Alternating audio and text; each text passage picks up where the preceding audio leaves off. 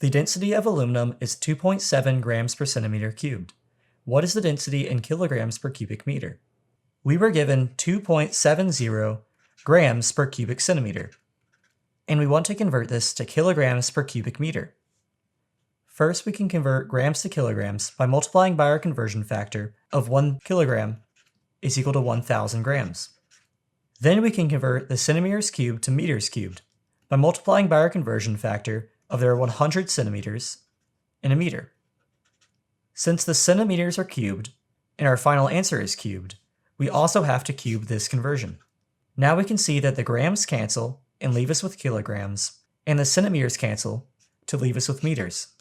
Solving this, we get that 2.7 grams per cubic centimeter is equivalent to 2,700 kilograms per meter cubed.